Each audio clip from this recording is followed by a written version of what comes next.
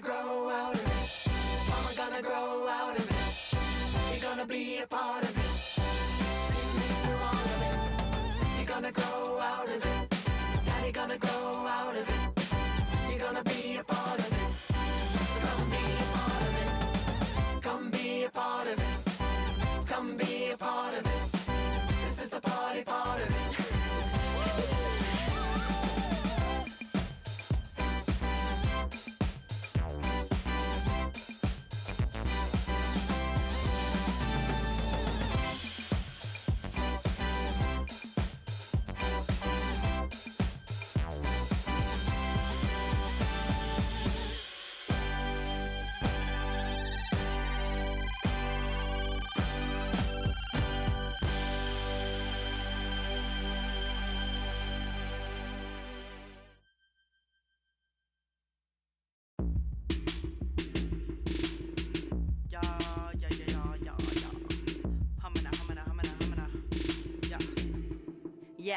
Yeah, I got a gut feeling. Call it women's intuition, say I'm tripping.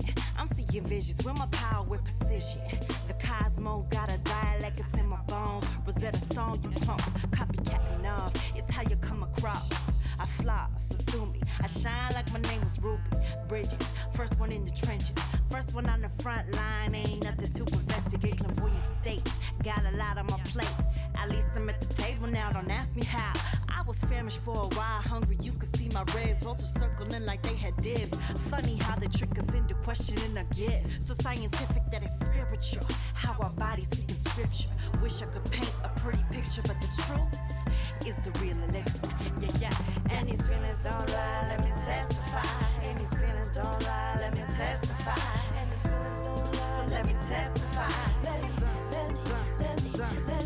And these feelings don't lie, let me testify. And these feelings don't lie, let me testify. And these feelings don't lie, so let me testify. Let me. First up at the altar on the call. I ain't worried about perception, I ain't stressing all of y'all. It's deception you suggesting, I ain't present with the gift. Got the spirit of discernment, how I'm riding with the lift. Like 4 tires on the hill, like Red Bull on Alaska up in Denver, how you feel? Altitude has got you ill, but I'm calm and breathing good. Suffocate me with the bullshit, oh I wish a nigga would. If you will, if you please, back up off these double seats. Cause I read you from the door, got that fucked up energy. Suck a bitch, so suck your blood, I suck a shit, I'm sucker free. No sycophants with syllabants, no cinnamon surrounding me. Hey, so where you run to? Don't make me call my cuz, the bruhs will run through. Learn the battle from the herd, your word is Sun Tzu. Evil schemes all in my dreams, don't make them come true. And these feelings don't lie, let me testify. And these feelings don't lie, let me testify. And these feelings don't lie, let me testify. Let me. And these feelings don't lie, let me testify. And these feelings don't lie, let me testify.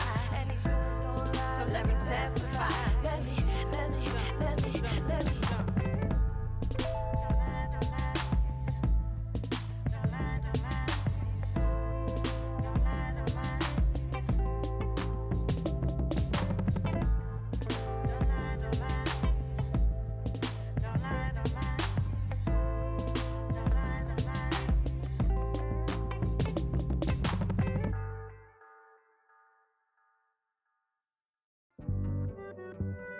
Llevo mucho tiempo sacrificándome. Tú no eres nadie para mí para estar jugándome. Mientras tú sigas criticando, estoy elevándome. Dándole. A mí no me importa lo que tú me digas. Vive tu vida, no viva la mía. A mí no me importa lo que tú me digas. Vive tu vida, no viva la mía. No me digas nada. No me importa si ellos no gustan de mí, me quieren hundir. Bravo conmigo porque me culeo su bitch. Ey, puse una meta, 1 millón en la maleta. Me compré una camioneta, ahora todo el mundo respeta. Si no te gusta, ¿pa' qué me miras? ¿Cuál es el odio? ¿Cuál es la envidia?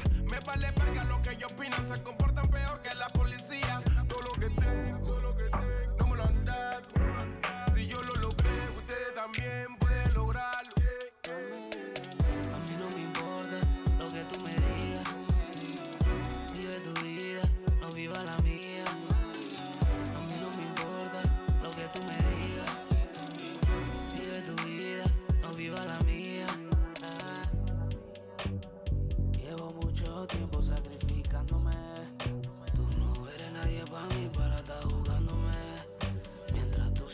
criticando, estoy elevándome, dándole. Todo que siguen mirándome, paren y busquen algo que hacer. Soy un F, por eso que nunca a nadie yo estoy reportándole. Gracias a los fans que apoyan, somos campeones en la liga. Nada es imposible, todo se puede en la vida. Amanecí en otro país, de Versace todo me vestí. Hago todo lo que quiero. Tengo la fama, la puta y tengo dinero. A mí no me importa lo que tú me digas. Vive tu vida, no viva la mía.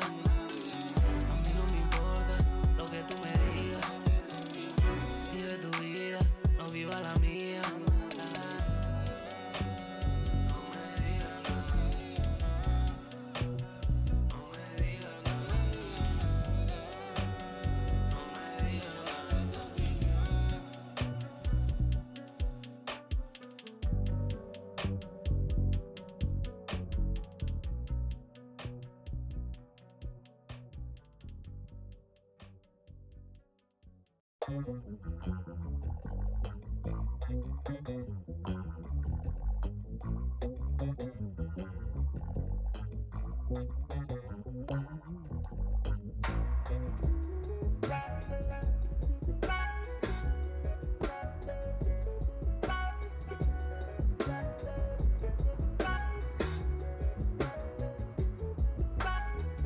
Cold running and I'm driving down 66th Street.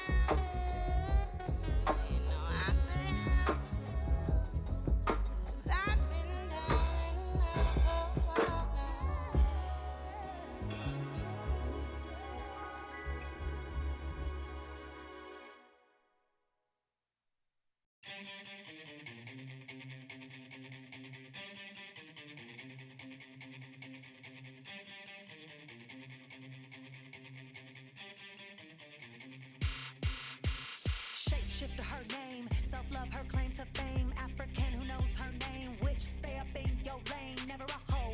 YOLO, walls fall down like Jericho. She beat deep like ESO. It's 415 out of 510. Melanin first. Believe, dark matter of antiquity. Earth moves and she breathes. Fertile moon, cosmic seas. The first one to make the booty pop. Genesis building block. Mind keen like a hawk. Archetype, queen of the flock. Abracadabra, Africa. Abracadabra, Africa. Abracadabra, Africa. Black woman is God. Abracadabra, Africa. Abracadabra, Africa. Abracadabra, Africa. Black woman is God. Abracadabra, Africa. Abracadabra, Africa. Abracadabra, Africa. Out of it. How you gonna go out of it? You're gonna be a part of it. Abracadabra, Abracadabra, the game is hard. Black woman, you wanna be in my shine. Don't wanna give me no glory. Life is a piece of paper, then I be the signatory. How you gonna go out of it? You're gonna be a part of it. Your claim to fame, my intelligence with a nightmare. Punctual, very rare. Blackness is evidence. Definition of excellence. Watch me in my etiquette. I'm no longer your specialist. Back in no constant. Been set in the precedent.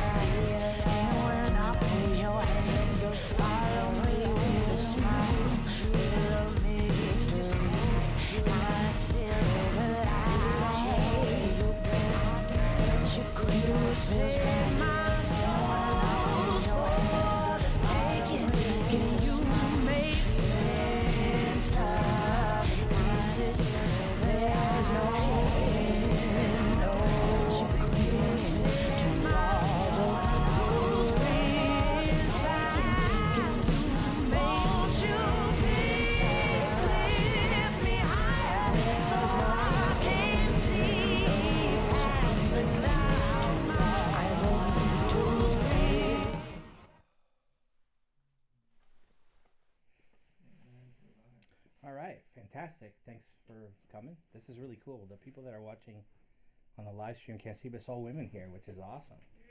Yeah, it's fantastic. Cool. So tonight we're going to talk about music copyright. I like to call it the 2x6 workshop, and I'll explain that in a few minutes. But first, a little bit about me. My name is Mark Pearson, and I've been an attorney for 13, 14 years now. My background was in television.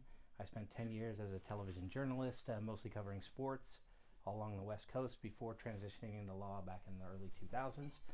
Most of my clients are in entertainment, some entertainment tech, music and film, and lots of different projects that are all tangentially connected to the entertainment industry.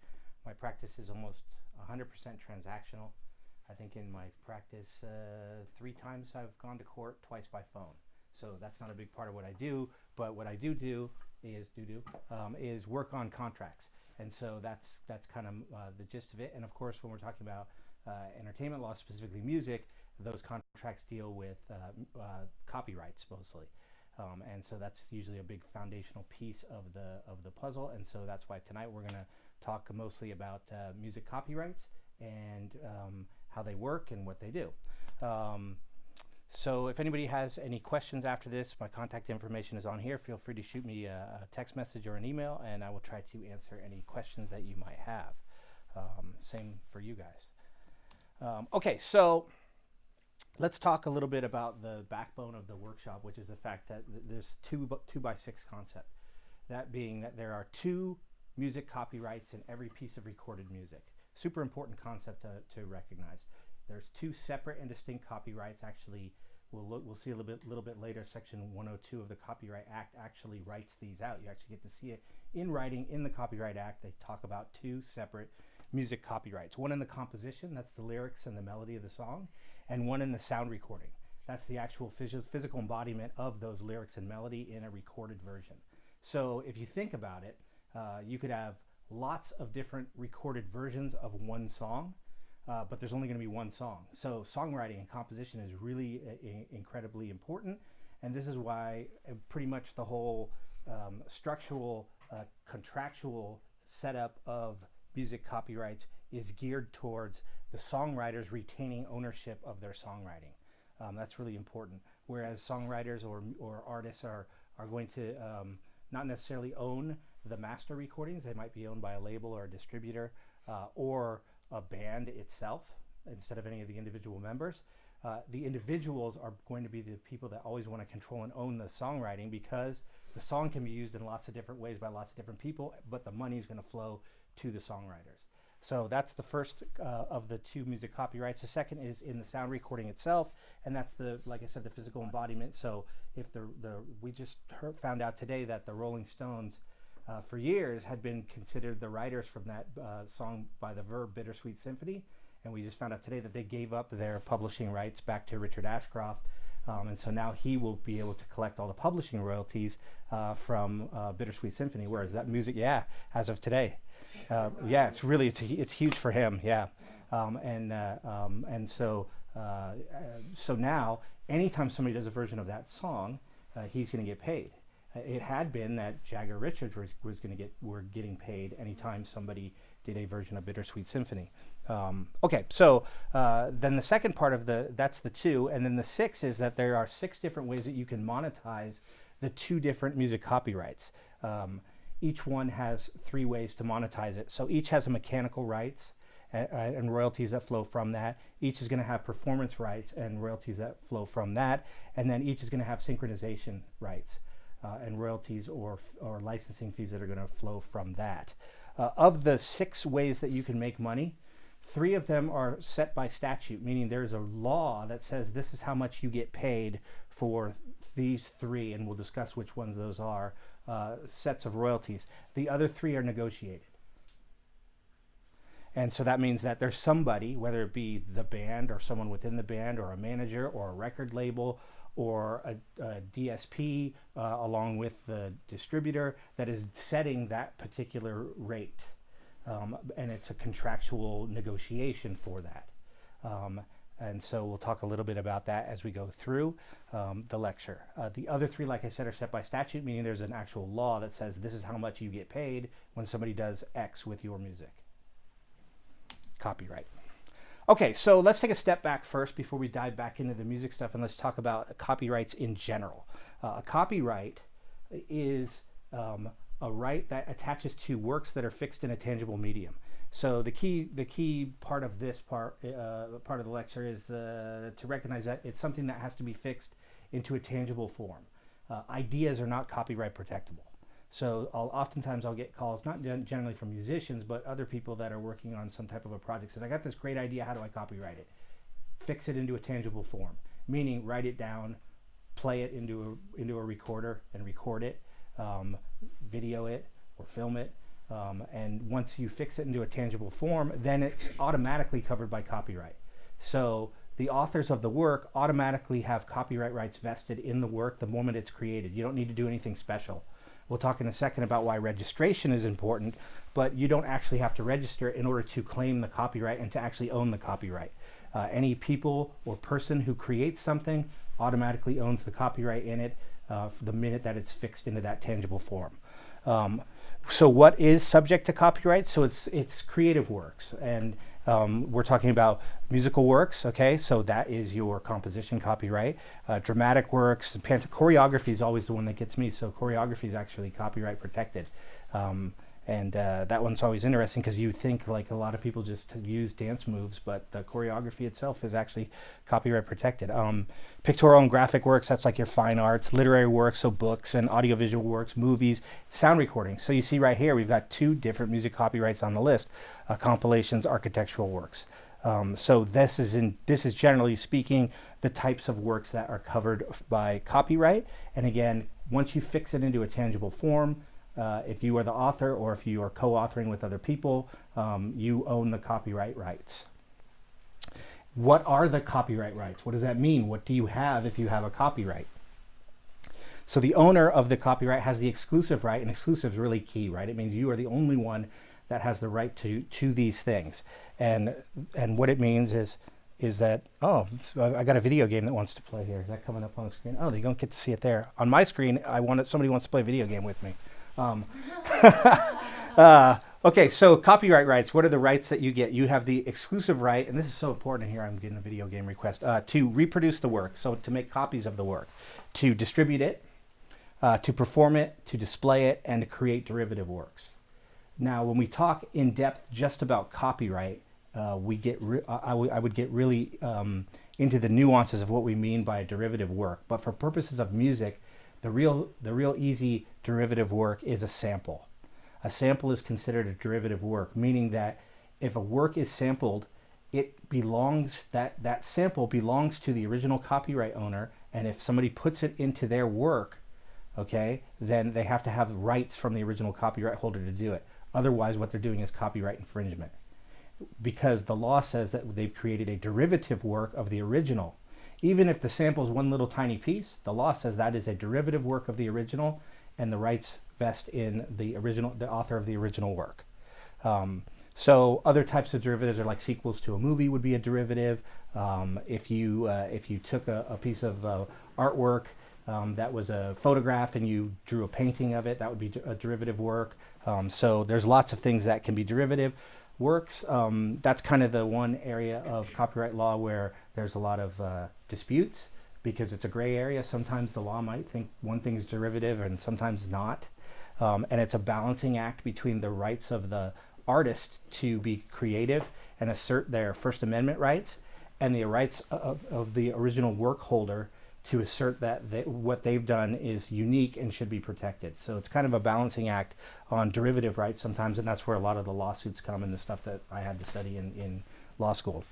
The other things are pretty basic. If you steal someone's work and reproduce it, copyright infringement. There really is no gray area there. If you distribute it without someone's permission, copyright infringement, no gray area. If you perform it without someone's permission, copyright infringement, no gray area there. Although some of these things, the law gives people the right to do it without the permission of the copyright holder. So we'll talk about that in a minute too. But by example, you can perform anyone's song live. You don't need permission. You just need to pay. A lot of times people don't realize you have to pay because somebody's paying for it for you. The venue might be paying for it, or the promoter of the event is paying for it. Oftentimes, if you go to sign a deal to play a live show, if you look at the deal, it may say no covers. The reason why they don't want you to play a cover is because they have to pay somebody for that, for the right for you to perform that song live, namely your PRO, ASCAP or CSAC BMI. So that's why your agreement when you go to play a live venue might say no live performance of a cover song. But in general, you can perform a song without permission. You just have to pay for it, or somebody's paying for it. How do you find out, like, if someone covers your song and at a live How do you find out? Yeah, So you are signed up as a songwriter with a performing rights organization. ASCAP, CSAC, BMI are the three that are most known. There's a few other ones as well. Those organizations go out and seek royalties that are owed to the songwriters that are signed up with them. And most notably, they'll go to bars and restaurants that are playing the music live. And live doesn't necessarily mean a band up there playing it live. It could be performance also means playing it off of a CD or off of a DJ, right? So anytime a song is performed publicly, whether it be live or live as recorded, money is owed to the songwriters. And so how it works functionally is that the venue will have a blanket license with the PROs where they pay a certain amount of money either per show, per quarter, lots of different ways to calculate that. And then your cue sheet or your set list will be turned in, and that will get reported to the PROs, and then they'll go through and they'll say, okay, this month these 10 songs played at this venue paid a blanket license fee, and they'll just do simple division and then pay out to the PRO. The PRO will receive the money, they'll take their cut, and then they'll pay out to the artist. So that's how that works. Yeah, go ahead. This is all like news to me. Right. And this actually came up recently on a conversation thread on Facebook. Sure. From people that live in Nashville, because they pay so much more attention than I lived Indeed. in Nashville for many, many years, and they were talking about, whenever you play a club, you need to send in to your PRO. Yep.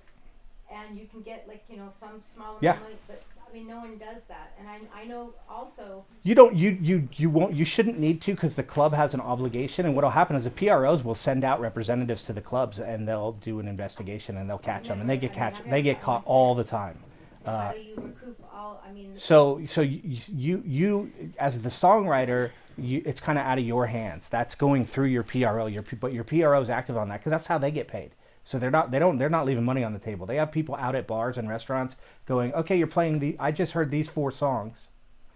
These are all songs from my that are listed with writers that are signed up with my PRO. Where's your blanket license? And if the venue can't produce it, then they have to pay a fine, as well as pay those fees. So is this actually absolutely. I guess absolutely. Happy person, because I mean, yeah. We're talking. I mean, I'm talking like decades. No, that's enforced through your PRO. With the PRO, there's like a schedule of when you should submit your set list, and if right. you don't do it within that quarter, you yeah. If you've waited years and years and not made a claim, then your statute of limitations, the legal term meaning that you're now barred from being on. So you have to be on top of it to some extent. And like the more active you are in letting the PRO know, hey, I did these shows, I should get some money, the better. The venue has an obligation to turn in the set list, but sometimes they don't, or maybe sometimes somebody's unscrupulous and doesn't have the license.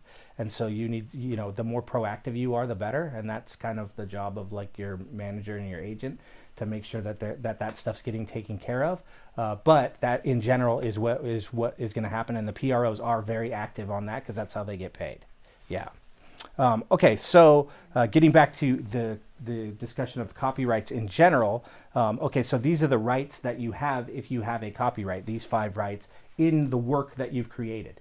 And again, we're talking about 2 music copyrights. So if you are an artist that wrote and recorded a song and you don't have a label, so you record it and you own it yourself, you would have the 5 rights you see here to both your composition and to your sound recording. Okay, copyright, how long is it good for? Okay, so a copyright is, the law changed in 1978. So works that are pre-1978 have some specific rules, and they may have had some requirements for notification and for making sure that your registration might have been up to date on certain types of works. So pre-1978 copyrights, I'm not going to get into the full discussion on that, but generally it's about 100 years. It's a little less than that, but anything pre-1978 is going to be, the copyright duration is going to be about 100 years. Okay, so this is important obviously if you're going to license a piece of music, because some music that is old enough has gone into the public domain, the duration has lapsed, and so you can use that music, not necessarily a sound recording of the music, but you can use the underlying lyrics and melody without having to pay any royalties for it. This is the case with most classical music that we all know, Bach and Beethoven and all that. You can do recordings of those compositions without having to pay any royalties to a songwriter because the copyright has lapsed. For works that are created 1978 and moving forward, the copyright duration is the life of the author plus 70 years. So however long a person's been alive plus 70 years. If it's a work for hire, then it's going to be, and a work for hire means that there is no author. The author is an entity or another person who didn't actually create the work, but has a contractual right to claim ownership. So because we don't have a physical being that's considered the author in a work for hire scenario, then we do this formula here at the bottom that says that it's 120 years after creation or 95 years after the work is published, whichever date comes first. For the regular copyright that is based on the life of an actual human being author, the copyright is the life of that author plus 70 years. When the Copyright Act was rewritten in 1978, it was the life of the author plus 50 years.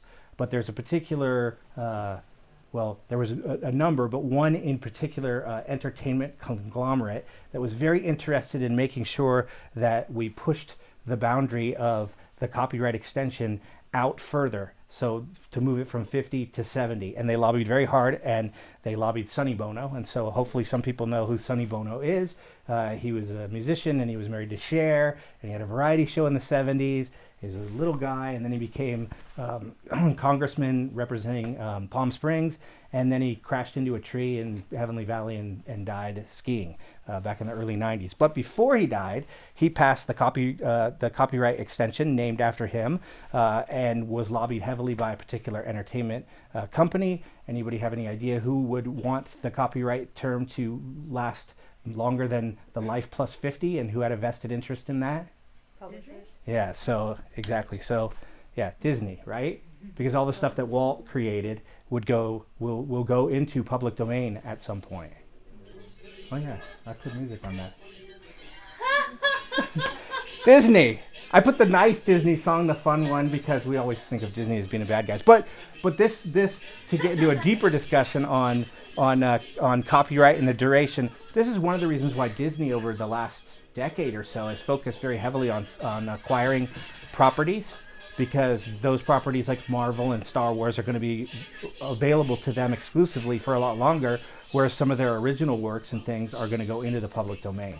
Meaning like the original Steamboat Willie cartoons, right? Anybody will be able to take those and show them on TV or distribute them without having to pay any money. We talked a little bit about when they changed the Copyright Act in '78 and extended it. Or changed it, and so some of the works that were created pre-1978.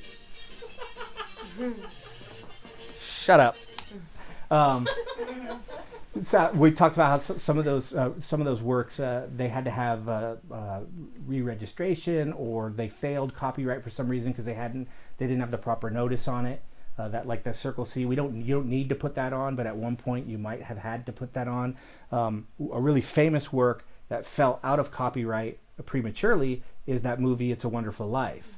And this is why it's a Christmas classic. I personally don't like the movie at all. Oh my Sorry. God, it's my favorite movie. Right? Some people love it, but the reason why it became the Christmas classic it is because it's free to show it. You don't have to pay anybody to put that movie on TV because it's not under copyright. It lapsed.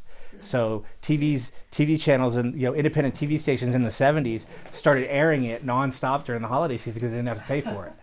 Yeah. And also because it's the best movie ever. Right on. Bad Santa. I cry every time. Okay, so copyright registration. Like I said, the minute you fix a work in a tangible form, you own the copyright to it. Or if multiple people do that, they equally and jointly own the copyright. But copyright registration is important for a number of reasons, especially in the music industry.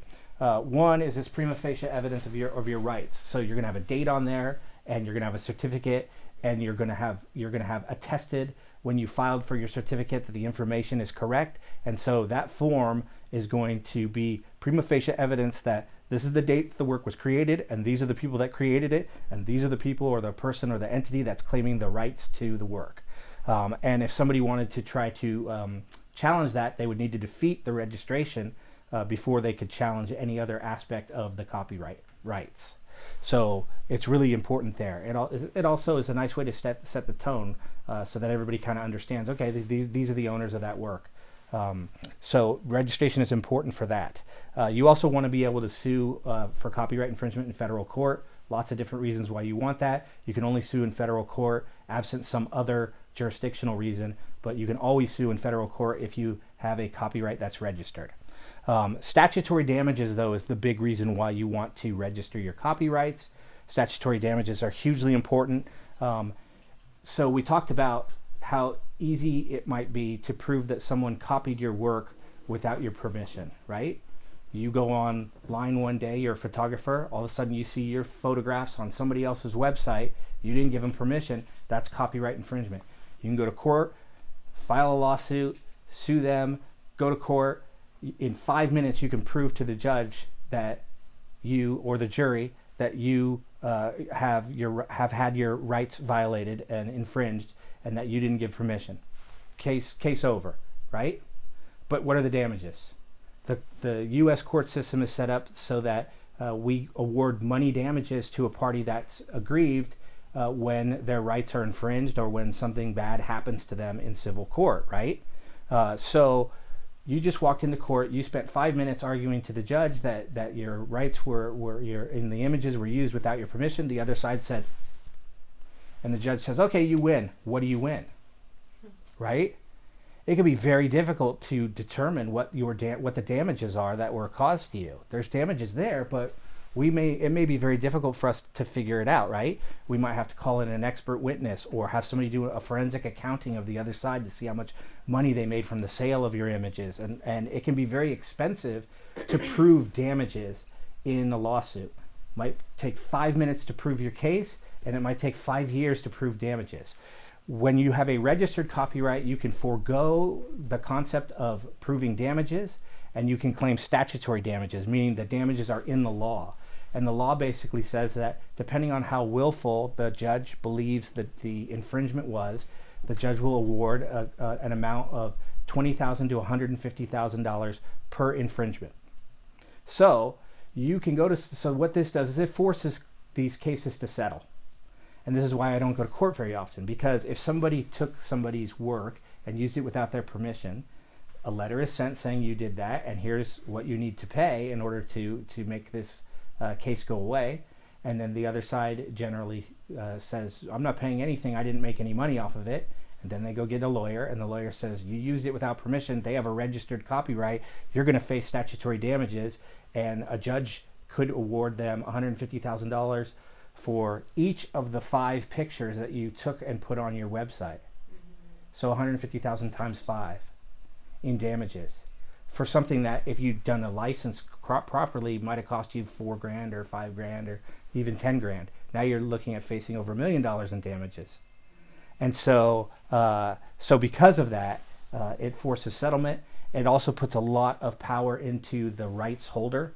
This prevents a big guy that has a lot of money from being able to extort a little guy by stealing their rights and saying, go ahead and sue me, I'll make it so expensive for you that you'll never get anything, you'll never get anywhere, because you just go to court and you claim the statutory damages right. You also get your attorney's fees paid. You only get this if you're registered. If you're not registered, you have to prove your damages.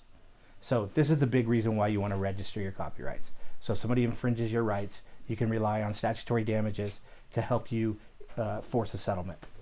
Very important. What if you have something going on, say in Germany, played your song in Germany Yep. or England. This is clearly for the United States, but does it carry over? Yeah. to Yeah, so there's something called the Berne Convention. And the Berne Convention basically says that just about every country recognizes the copyright rights of other countries. And so, yes, in Germany, if somebody's infringing your rights, you will be able to sue them. Now, you may not have statutory damages unless you can get them to come to the U.S. and you sue them here. If you have to sue them in Germany, you would still be able to assert your copyright rights, but the way that the law plays it out might be slightly different. Yeah, but you would still be able to claim your rights in Germany, for sure. Okay, so that's a little bit of a background on copyrights in general. So now we're going to get into music copyright specifically. So for the rest of the lecture, we're going to use the song Hurt as recorded by Johnny Cash and as written by Trent Reznor as an example as we go through this in illustrating a cover song and how that dynamic works in terms of all of the different ways that the song is monetized. And so for those of you that are not familiar with the song, and there's only a little piece, not the full Mickey Mouse. I hurt myself today to see if I still feel. So this is the Johnny Cash sound recording of Hurt. Again, 2 music copyrights. The first copyright is in the underlying composition, the words and melody. Here, the words and melody were written by Trent Reznor from 9 Inch Nails, and his publishing company is Leaving Hope Music.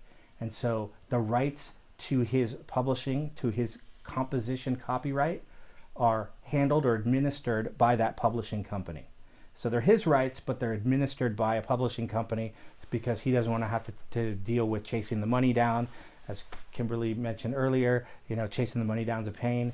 His publishing company will do that for him. So that's the first copyright that we're going to be discussing, the composition copyright in the song Hurt, written, lyrics and melody by Trent Reznor. The second copyright is in the sound recording, so the actual recorded version of Hurt that we heard, recorded by Johnny Cash and owned by American Recordings, which is part of the Universal Music Group. And so Johnny Cash, in this scenario, we hear him singing, we associate that version of the song with him. He does not own any rights in this scenario. He doesn't own the copyright in the sound recording. It's owned by his record label. And he doesn't own the publishing or the composition copyright. That's owned by Trent Reznor, licensed through his publishing company. So as we see, we got a popular song by an artist who actually has no skin in the game when it comes to the copyright. He's entitled to royalties, which we'll talk about, but he doesn't actually have any copyright ownership or copyright rights in either of the 2 copyrights here. And that's why my favorite picture of Johnny Cash. Okay, so here's the actual Copyright Act. This is Section 102, and as you see, it says right there, this is a listing of the works that are covered under the Copyright Act. And as you see, the second one is musical works, including the lyrics or the words. So that's your lyrics and melody of a song. And then the second one down the list is sound recordings. So there it is right there in the Copyright Act. In case anybody, sometimes people wonder, well, how does the law determine what's copy? It's written right there that those are the 2 copyrights that are listed along with the other things, but for music, there they are. So that's very simple. And then the 2 rights that we discussed, they are in the composition and in the sound recording. These are the 2 copyrights. And then shifting gears to talk about the rights that stream from them. As we discussed in the very beginning of the lecture, there are 3 separate rights that attach to each of the copyrights, making 6 royalty streams. So here we have mechanical rights, okay, and they're spelled out right here in Section 106 of the Copyright Act, where it says that you have the right to reproduce and distribute. So those are your mechanical rights in both of your sound recording and your composition. So that's 2 of the 6 royalty streams: mechanical for the composition and mechanical for the sound recording. And then the performance rights, and we talked about performance rights as we were going through here. This is what is collected by your PRO when it comes to your composition copyright, and from an organization called Sound Exchange which we'll talk about in a minute as well, when it comes to your sound recordings. But that's your performance rights. So it spells it out right here in the Copyright Act, the two main rights. We're also going to talk about synchronization rights, but that's a contract issue. It's not an actual right that you have as a copyright owner, in the same way that we think about mechanicals and performance royalties and performance rights, because it is purely made up by the fact that somebody owns the copyrights and then is going to license it out. And we'll talk about that in just a minute. Okay, so the rights in the song again, your mechanical rights. That's the right to make copies, okay? Either the right to make a copy of the lyrics and the melody as embodied in the sound recording, or the right to make copies of the sound recordings themselves and then to distribute either. So there's a royalty attached to the mechanical rights on both your sound recording and your copyright. That's two of your royalty streams. Same with the performance. There's a royalty attached to the public performance of a composition and to the sound recording that the composition is embodied in. And 3 out of those 4 royalty streams are set by statute. So meaning that the law says this is what someone is going to get paid when they use, when these rights are used. So your mechanical royalties for the composition is set by statute. It's currently 9.1 cents each time a physical copy is sold or a digital download is sold. And then it's that highly controversial and mind-numbing 0.00000013 on streams that we always talk about. Okay, that's the mechanical royalty for streaming. Okay, this is what's being changed by the Music Modernization Act. Okay, that's your mechanical royalty on streaming for the composition. Okay, again, both of the rates, whether you sell a digital download or you sell a copy of a composition embodied onto a CD or vinyl, that is set by statute at 9.1 cents, or whether that sound recording is streamed, that is set by statute at that formula that is kind of a little bit different for each of the DSPs. Again, set by statute and not negotiated. Yes? So if someone does a cover of your song and it goes on streaming services, you get that? You get the money. That's exactly right. Yep. Okay, so for the performance royalty, it gets a little bit tricky in that anytime as a songwriter your song is performed, your PRO is going to collect money from you.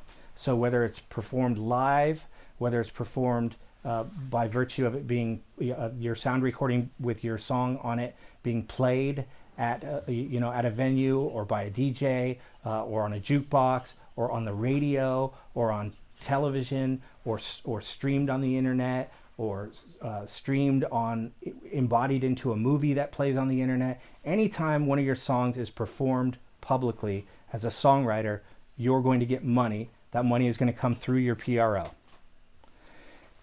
On the other side, for the sound recording copyright, there is no royalty paid anytime the song is played on the radio or television, terrestrial radio or television. No royalty paid for use of the sound recording.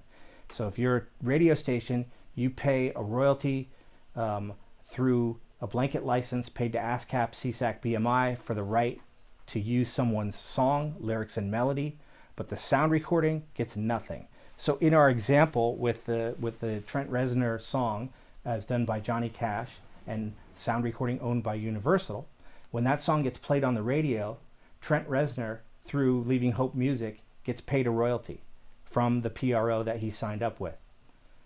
Universal and Johnny Cash get nothing.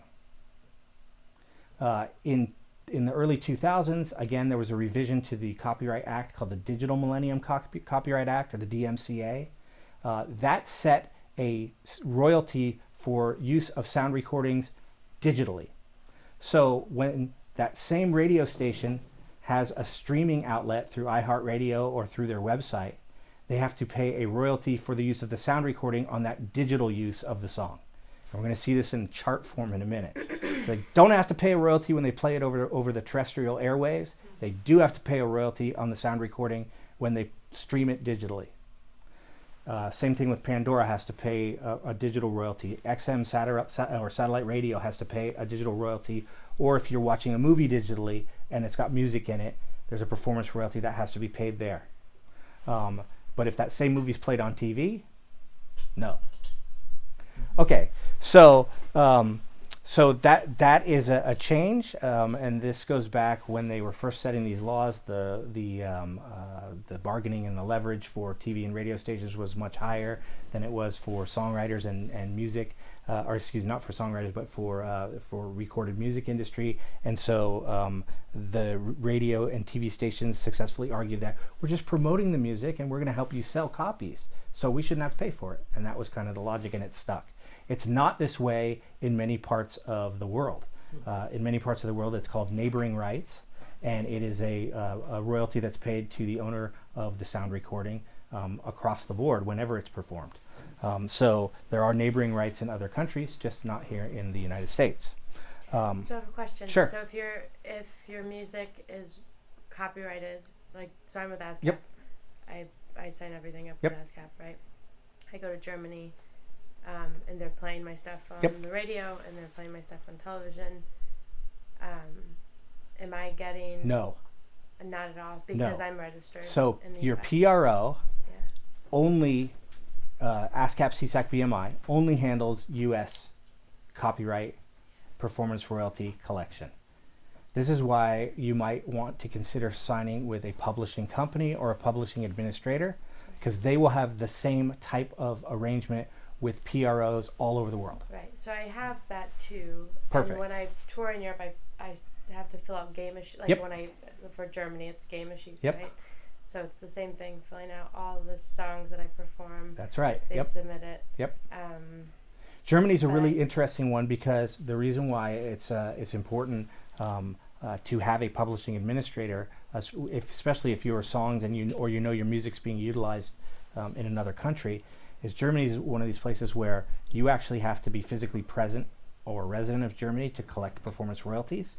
So your publishing administrator will actually partner with someone there physically and assign them the rights to collect your royalties on your behalf.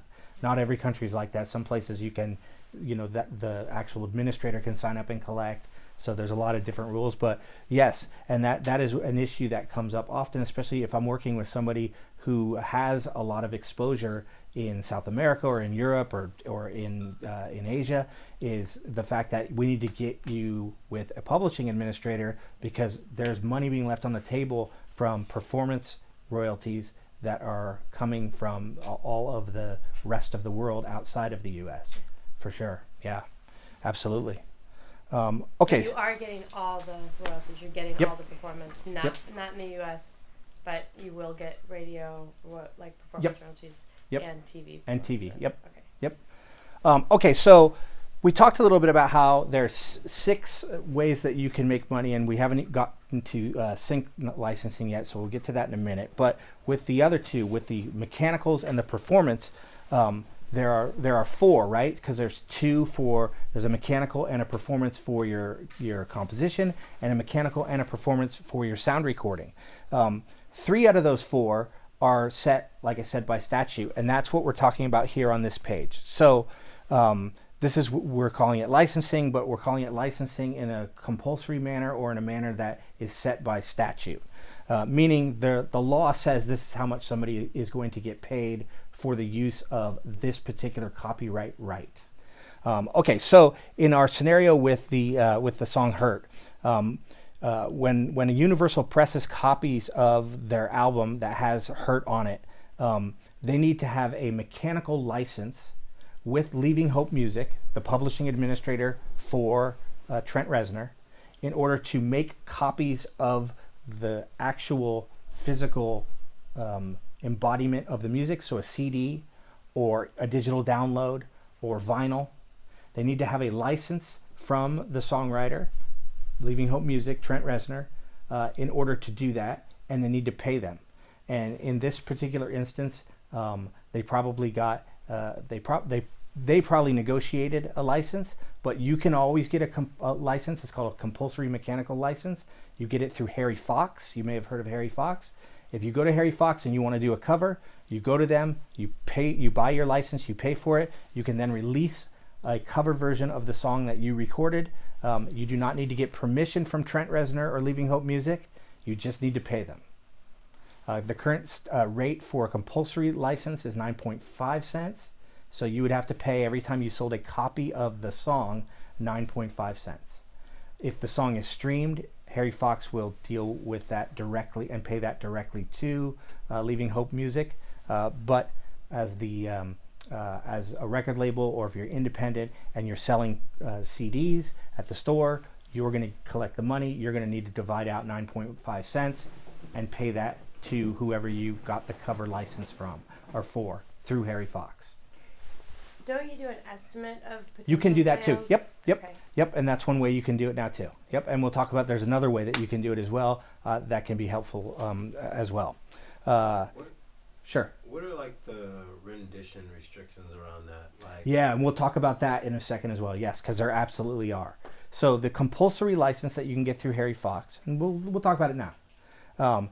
It is for you to do a cover of that particular song, meaning you cannot change the fundamental characteristics of the song. You can do it in your style. So if you want to do a reggae version of Satisfaction from the Rolling Stones, by all means. But you can't change the lyrics and you can't rearrange the melody. If you do that, then you actually have to go to the publisher of the song or the rights holder if they don't have a publisher and get a specific license that you negotiate. So you would move it out of this realm where you pay a statutory fee and you would go into a negotiation over doing that. It's the same concept if you're doing a sample. There's no statutory rate for sampling. So you actually have to negotiate the sample rate with the publisher in order to do a sample of the song. It's the same concept. If you're going to change the aspects of a song, then you need to get a sample license to do it. I had a client a few years ago who wanted to add a little extra bridge and an additional like lyric to like a popular kids song, and they came back, the publisher of the song, they said, sure, we want 50% of the publishing royalties. So instead of 9.5 cents, they wanted 50% of the publishing royalties, and so ultimately we didn't end up putting that song out on the album. But that's what would happen. So you can't change a song. What does it mean to change it? Can be a gray area. And sometimes it comes down to if your song becomes popular, all of a sudden the original songwriter may come forward and say, I know you went and got a license to do this through Harry Fox, but you put in new lyrics on this song and you changed the melody and I didn't give permission to that. So now we need to renegotiate that license or it's copyright infringement. Why? Because it's a derivative work. Remember we talked about the 5 copyright rights that you have exclusive rights to? That would be a derivative work under the Copyright Act, the way they would view it. Okay, so the next licensed right that you have here, so set by statute. So when a radio station plays the song, okay, this is a performance royalty. The radio station is going to pay Trent Reznor through Leaving Hope Music, through the PRO, okay, for the right to perform that song on the radio. So, and again, that is set by statute. Through the fact that we have these PROs. So it's not a statute in the same way that we think of a statute for the 9.1 cents or 9.5 cents that we're paying for the mechanical right, because here it's kind of quasi because we have this, it's more like the system that we've set up with the PROs to collect the money on your behalf, and the PROs have a set blanket rate that they offer to everyone depending upon who you are. So if you're a certain radio station that has a certain market share or in a certain market, your blanket rate's going to be this. If you're a bar, you're this. If you're a music venue, you're this. But everybody that kind of fits in that category pays the same blanket fee. Slight ability to negotiate for some entities, but in general, it's set through your PRO, and so we kind of call it a statutory rate because you're not negotiating it, nobody's negotiating it on your behalf, but that is what the songwriter would get paid, is based on that blanket license every time the song gets played on the radio, and so that money goes to Trent Reznor through Leaving Hope Music. And then the third license that's set is also a performance royalty, and this is the one that's paid through Sound Exchange, okay? So Sound Exchange is kind of like a PRO in that it's an organization that collects money on your behalf or on behalf of the copyright owner for the performance of the song. But this time it's for the sound recording, not the composition. So the copyright performance right for the sound recording, that money is collected by Sound Exchange. That is a statutory rate. So basically Sound Exchange calculates what needs to be paid. They collect it and then they send it to the copyright owner. Sound Exchange also takes half of the money they collect, and along with paying half of it to the sound recording copyright owner, they pay the other half to the featured and non-featured artists on the track. This was a compromise in the Digital Millennium Copyright Act. Remember I said prior to the Digital Millennium Copyright Act, there was no performance royalties paid for the use of the sound recording. After the Digital Millennium Copyright Act, there's performance royalties paid for the digital use of the sound recording. And as part of the compromising in that act passed, they said we're going to take half the money and pay the sound recording copyright holder. We're going to take the other half and we're going to give it to all the different musicians that played on that particular song, whether or not they have copyright ownership stake or not. So this is to say that anybody that has played on a record is entitled to the Sound Exchange royalty percentage of it, and should sign up with Sound Exchange and make sure when you do, you don't just list the songs that you might own, but you list any song that you performed on, because you're going to be owed money for any song that you performed on. So super important for those of you who are musicians to sign up for Sound Exchange and not forget to list every song that you performed on, even if you were like performing for someone else on their particular album. Can one account, Yeah. one person's account on Sound Exchange sign up as a writer and a copyright holder? Performer on So you would essentially, you have two choices, right? You can either list as a copyright holder, or you can list as a featured or non-featured artist. So or just artist. The way that you get paid. So if you're the member of the band, you're going to be treated as a featured artist. You're going to be entitled to a higher percentage of the money. If you're a studio musician that came in, you're going to be considered a non-featured artist, and you're going to be entitled to a smaller percentage of that royalty. But either way, you're entitled to some of the money that comes in. So theoretically, if you own the copyrights to all of the music that you record, the sound recordings, and you played on those songs, you should sign up for both. You should sign up as a copyright owner for that song, and you should be signing up as a featured performer or non-featured performer on that song. Is that also true for engineers or producers? That is a new change. Yes, absolutely. So that is the question was whether or not engineers and producers share in that, and under the Music Modernization Act, yes, engineers and producers now get a piece of that featured, non-featured artist royalty. So engineers and producers can actually collect a royalty even if they have no copyright interest in the sound recording, which is great. It's a nice change, and so that will be instituted, and then engineers and mixing and producers. Work for hire. Yeah, so even if you signed a work for hire agreement, you have no copyright interest in the sound recording. If you produced it, then you're going to get a piece of the Sound Exchange money. It might not be a lot, but it's something. Yeah. So it's a nice compromise that the Music Modernization Act instituted. Yeah. Unfortunately, they keep taking this 50% of a royalty that only gets paid on digital use, and that's where they're kind of carving up that one little piece and giving it to everybody. So maybe there's another place we can find to award people who spend a lot of time in work but don't have copyright ownership in a particular work. But at least we do have it here, and it might not be a lot, but it is nice that that concession was made. Okay, so how do these get collected? Like I said, the first one, so the mechanical royalty for the composition copyright is handled through Harry Fox. Okay, so if you want to do a cover, you go to Harry Fox and you can get the license there. Harry Fox also is currently the agency that handles collecting the mechanical royalties for streaming for most of the DSPs. So it's important if you have music that you sign up with Harry Fox, even if you're like, nobody would ever cover my music. Yeah, but your music's being streamed on Spotify, and if you want your mechanical royalties, you need to sign up with Harry Fox. So super important as a songwriter to sign up with Harry Fox. So, Sound Exchange was something that I was told about. Yep. After, like 2 years Right. after my first record came out. Okay. I had been with ASCAP for probably a decade by Sure. that point. And I think once I signed up, it was like past the point. And you didn't, and they had already distributed. They had already distributed, Yeah. and it was like past the point where I could actually collect on Yep. like the initial But royalties. So they didn't like. They only paid out for like certain years. amount. Yep. Yeah. Yep. With Harry Fox, does it have the same thing where they were? Yes, and don't get too excited about Harry Fox because it's going away when it comes to streaming. Okay.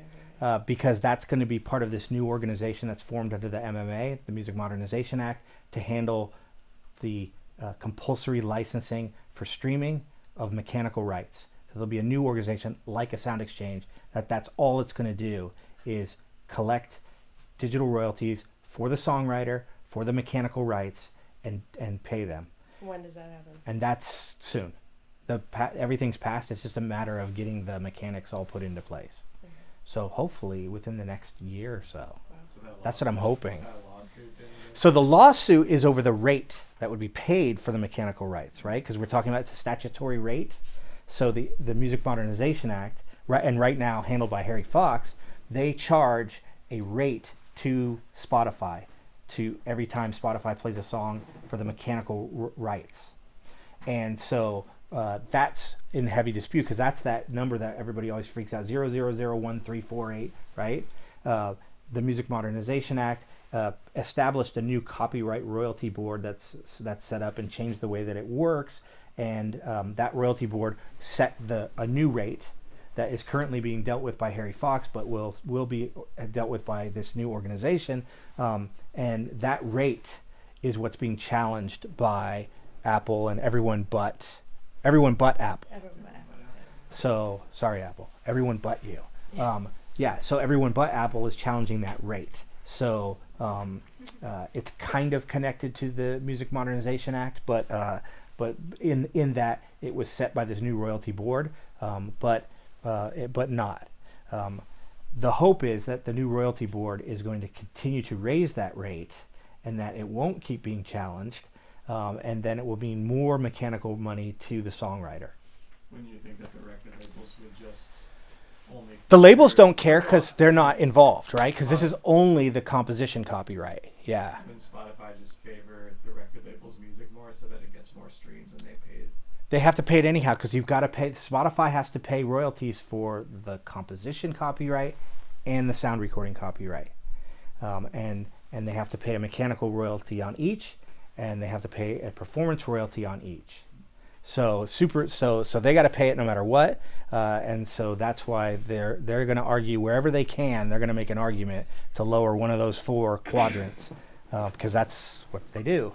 So ASCAP and BMI CSAC collect your royalty when you're a songwriter and your song is played on the radio or TV, terrestrial. ASCAP, CSAC, BMI, and Sound Exchange, okay, because both royalties are paid both for the composition and for the sound recording on digital uses. And so when your song's played over the internet, the song will collect royalties through ASCAP, BMI, and CSAC that go to the songwriter. So in our example, to Trent Reznor, and the song will collect royalties payable through Sound Exchange to the copyright holder. In this case, it's Universal. But also, here's where Johnny Cash does get some money because he was the featured performer on this song. So he's going to get some Sound Exchange money from here. So even though he does not own any copyright interest in either the composition or the sound recording, when it comes to the song being played through digital means, he's actually going to be a featured performer and be entitled to collect some Sound Exchange money. Okay, so we talked a lot about the mechanical rights and the performance rights, and how there's a mechanical right in the sound recording and a mechanical right in the composition. We talked about for the composition how that's paid. That's either the formula that's paid by the digital service provider, Spotify's, through Harry Fox currently, and in the future through the Music Modernization Act organization that's being formed, and then also the mechanical royalty of 9.1 cents for mechanical, or 9.5 cents if it's a compulsory cover that you pay through that license to the owner of the composition copyright, the songwriter, or their publishing company. So that part of it is set by statute, and then the performance royalty for each also set either by statute or by quasi-statute because of the nature of the relationship of a performing rights organization. But we didn't talk about sync yet. So sync, what does that mean? That means anytime the song is coupled in an audio-visual work. So when a song is put into a movie, a TV show, a video game, greeting cards, any place where song is incorporated with an audio-visual work. And a sync license is a contractual right. So it's not a right that's set by the Copyright Act per se, but it is a right that is vested in the copyright author because it is copying and distributing and performing a work. So it's a licensing right, a contract right that is negotiated. So there's no statutory here. It is negotiated on both sides, meaning both the owner of the composition copyright and the owner of the sound recording negotiate for a sync license. So when they put Hurt into the trailer for that movie Logan a few years ago, the music supervisor had to go to Leaving Hope Music and pay a licensing fee for Trent Reznor's composition copyright for Hurt. Then this music supervisor for Logan had to go to Universal and get a master use license to synchronize the sound recording in the trailer for that movie. So I had to get two separate licenses. Are they the same fee? Generally, yes, but not always. Think about this. I do a cover version of the Rolling Stones Satisfaction, and somebody wants to put that in a movie. They're going to pay me -$5. They're going to pay Jagger Richards $5 million. So sometimes, especially if you've done a cover of a very popular song, there might be a disparagement between the two sides. But if it is an independent release and one person owns both the composition copyright and the sound recording copyright, then in general, I'm going to come and I'm going to say, I've got 10 grand, I'm going to pay 5 grand for each side. Or I've got 20 grand, I'm going to pay 10 grand for each side, or whatever the fee is, and it will be equal. But there are instances where one side or the other is going to be more valuable in some cases. But generally, yes, you're going to pay the same for each side, especially if it's independent music. This is and independent music is also one of the reasons why it's become a real way to kind of break out licensing for independent music, is because in this instance, if I want to use Hurt and I'm a music supervisor, I got to go get a license from Leaving Hope, I got to go get a license from Universal. It's a pain. Whereas if I go to an independent artist, I can say, did you write your own song? Yes. Do you own the sound recording? Yes. Can I get one license from you for both rights? Yes.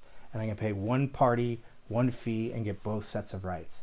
So that's why independent music gets synced a lot more than it used to, because it's a lot easier of a process for music supervisors to go through than to try to go negotiate two separate licenses with two separate entities, especially if they're larger entities. Okay, so now we get to the crazy chart. First, starting with music publishing. Okay, so we see Trent Reznor, right? So there he is. He licenses his rights to his music publisher. And I couldn't find any graphic for Leaving Hope Music. By the way, if we talk about copyright, this is all copyright infringement, right? I don't own the rights to any of these drawings or logos or any of this stuff. Trademark infringement too. But because I'm teaching this class, I have a right that's called fair use. It's a defense to copyright infringement, and one of the fair use defenses is for educational purposes.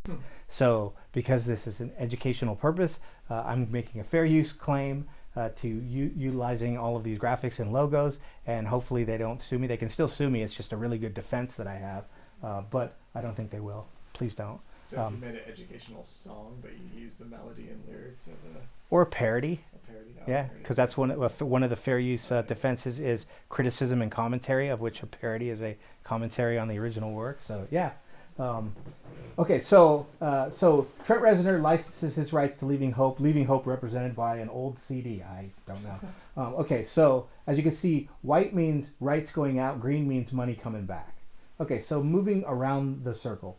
So right now, then Leaving Hope is going to license the rights to the mechanical rights in the composition to Harry Fox. Harry Fox will then deal with compulsory licenses, so anybody that wants to do a cover song, and then also music streaming currently. But as we see when we move down to the next one, soon Harry Fox will not deal with music streaming. They'll only deal with compulsory licenses for cover songs. Okay, so here there is a cover song. So we're going to see on the next slide where we talk about distribution of the sound recording. You're going to see Harry Fox pop up again because Universal needed to go to Harry Fox, presumably, to negotiate a license or to secure the compulsory license to cover this song. Now, what probably actually happened is that Universal went to Leaving Hope Music and negotiated a license directly. A couple of reasons why they might want to do this. One is maybe they wanted to avoid any inference that the Johnny Cash version somehow was too much of a difference in the version of the original song. Maybe there's some extra piece of melody. So to avoid that, they go and get a license directly. Another reason is because Harry Fox has strict rules on accounting. You have to account to Harry Fox for the royalties on the mechanicals of the sale of physical copies every month. Well, most people don't want to have to do accounting every month, and so they'd rather do it quarterly or biannually. And so if they go directly to the publisher, to Leaving Hope, they can say, hey, look, how about instead of paying you 9.1 cents, we'll pay you 10 cents, but we only have to count to you directly quarterly or twice a year. So most likely that's probably what happened in this scenario, because we're talking about high dollar value and we're talking about a major record label. So they probably negotiated directly with Leaving Hope, paid them a little bit more than the statutory rate, but got the ability to account to them at a different period of time than monthly. But for the sake of our argument, we're going to assume they got the compulsory license through Harry Fox and are paying Harry Fox, who then passes the money back to Leaving Hope, who then sends the percentage back to Trent Reznor. Okay, so moving around at the bottom, what will be happening is with the Music Modernization Act, the new organization that will be set up will be there to collect and administer a compulsory right for streaming services to use the mechanical rights in the song. So just like Harry Fox does for making physical copies of the song, okay, you want to make a CD, you want to make vinyl, you go to Harry Fox. If you're a streaming service, Spotify, Apple, you're going to go to the new organization to get that same right to do streams. And just like Harry Fox collects the money, pays directly to the publishing company, the new organization will do the same thing. They'll collect the money directly from the DSPs and they'll pay it to the publishing company or directly to the songwriter if there is no publishing company. So that's the future. That's it. That's the big argument for the Music Modernization Act, and that's the one piece of the puzzle that it's really jumping in on, aside from the sound exchange money that's going to go to producers and to mixers. This is what we're talking about. We're talking about one small piece of one of the 6 royalty streams, digital streaming rights, but it's a huge piece to that puzzle, right? So that's why it's really important. Yeah. How are the people determined who run that organization? It is government organization like Sound Exchange, so quasi-government organization, and the royalty rates are going to be set by a board of 3 judges that are going to set it periodically. And again, that's what's being disputed right now by everyone but Apple. Those judges made a determination to raise that rate, and Apple said cool, and everybody else said no way. And so that's that. But right now it's being administered by Harry Fox. Soon it will not be. The reason why it's bad right now through Harry Fox is it is a separate license. Spotify has to come to Harry Fox and say, can I get a license each time a new song comes on its service? And what happens if you haven't signed up with Harry Fox, you're basically, it's streaming as a songwriter, your music's being used for free. And neither Harry Fox nor Spotify has any real obligation there. Technically it's copyright infringement, but like it's so nebulous, nobody knows what to do because they don't know how to get the rights, right? But with the new one, what'll happen is every time you make a song, you'll just register it with this new organization, and the Spotifys of the world will then say cool, and they'll just digitally link there, almost like blockchain, and your music will just flow right through that organization and right to you.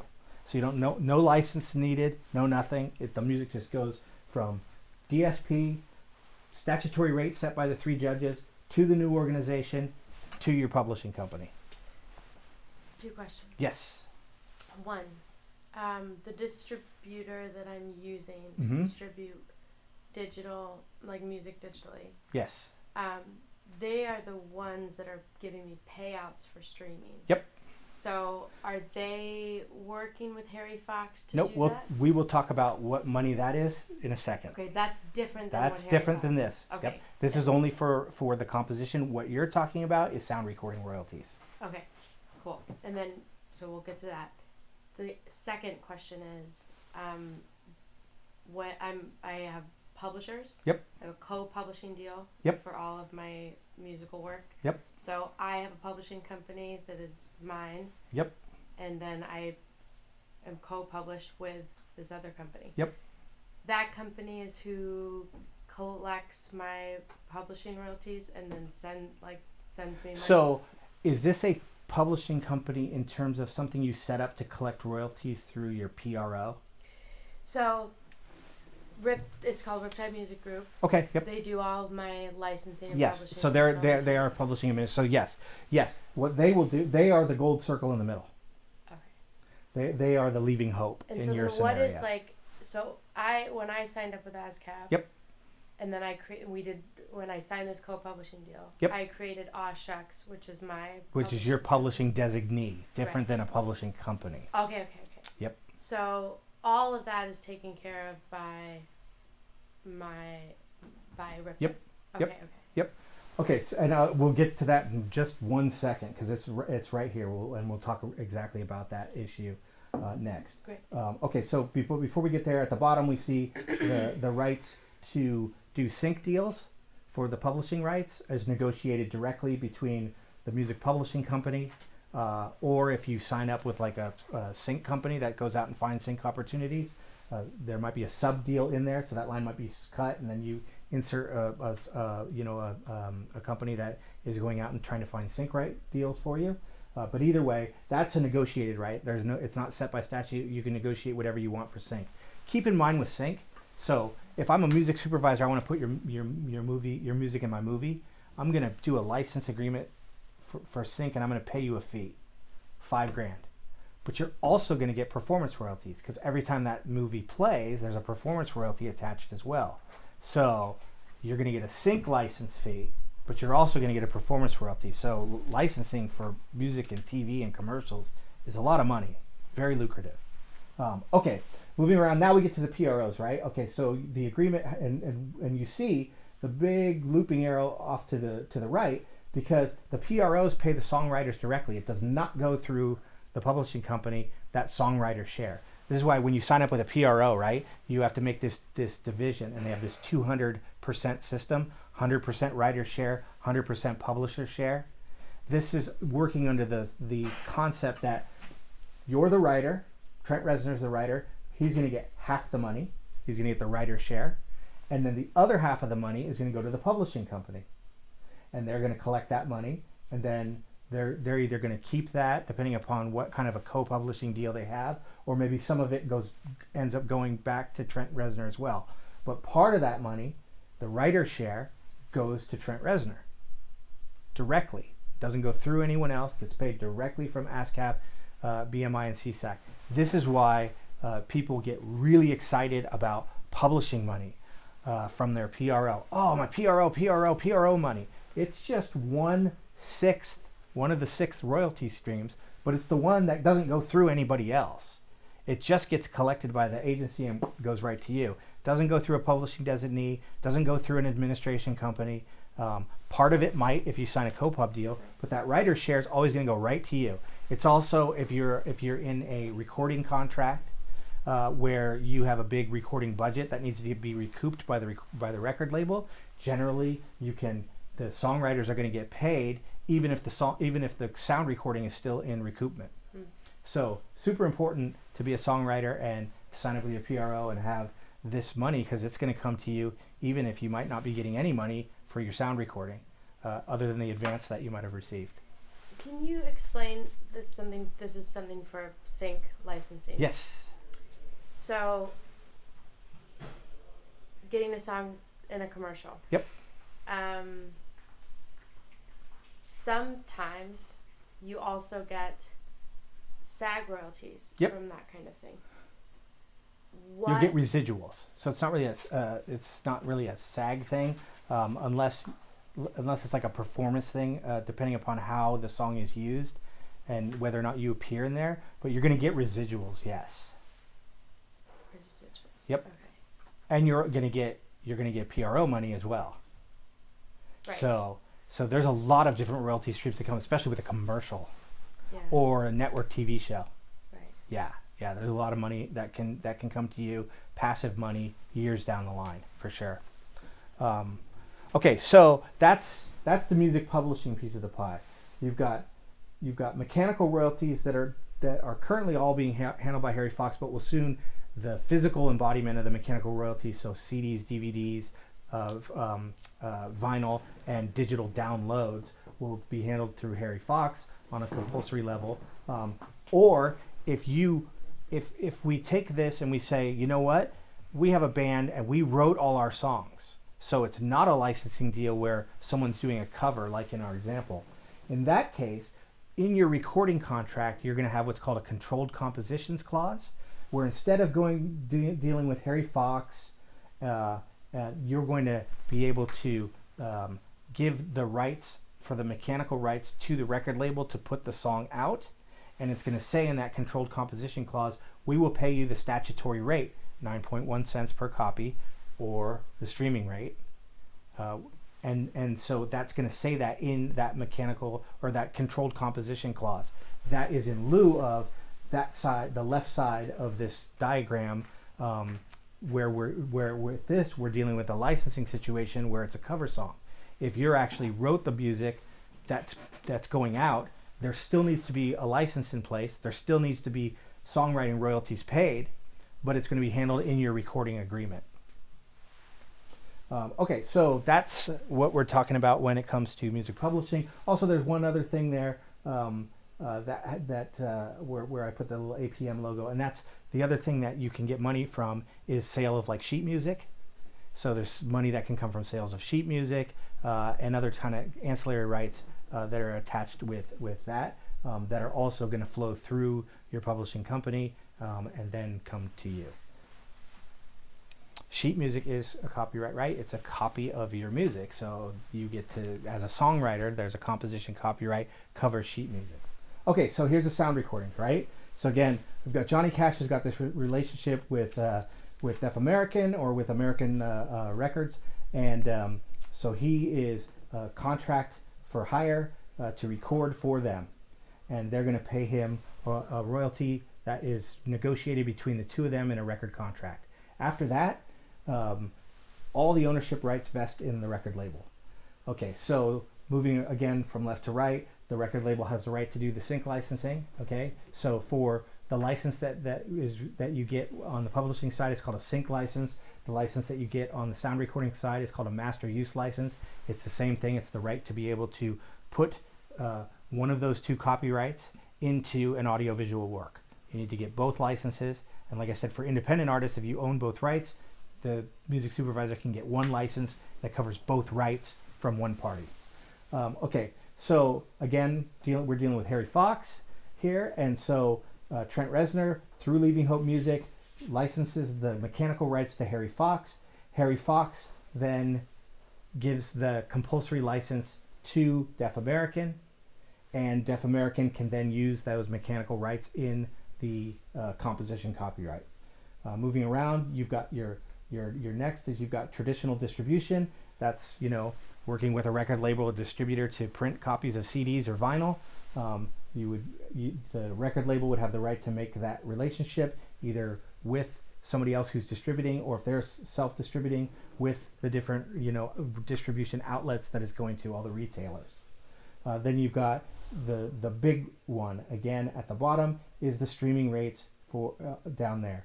The two rights at the bottom, the distribution rights for physical and the distribution rights for streaming, those are negotiated. So whereas the other three royalties attached to performance and mechanicals are kind of set by statute, or they're part of this system for the PRO, the sound recording royalties are negotiated. It's either negotiated by the record label and the retailers, or the record label and the digital service providers through maybe an aggregation company. You, as an independent artist, also get to take advantage of the negotiation when you sign up with TuneCore or CD Baby. TuneCore and CD Baby have negotiated those distribution rates with the DSPs. So this is not set by statute. This is set by negotiation between parties. The mechanical royalty for the sound recording is what we're talking about here. And again, there's a mechanical royalty for the sound recording that's negotiated between your record label and the retailers. We're going to charge $9 for to sell this, or 99 cents to buy a digital download. And it's negotiated with the streaming companies, where they negotiate how much per stream they're going to receive. And we're going to see how that's illustrated in just a second. Moving around, so that is the one that is negotiated of the 4 royalties that are associated with the mechanicals and the performance. So, yes. So, as like Spotify and iTunes, these companies allow direct uploads. Yep. How does the negotiation for that? Is it just whatever? They're going to tell you, right? Because essentially they're doing that. They're offering that because they're saying, okay, here's what we're going to pay you, and it's a take it or leave it. And if you take it, great. If you leave it, you still have the right to go through somebody else to get it distributed there.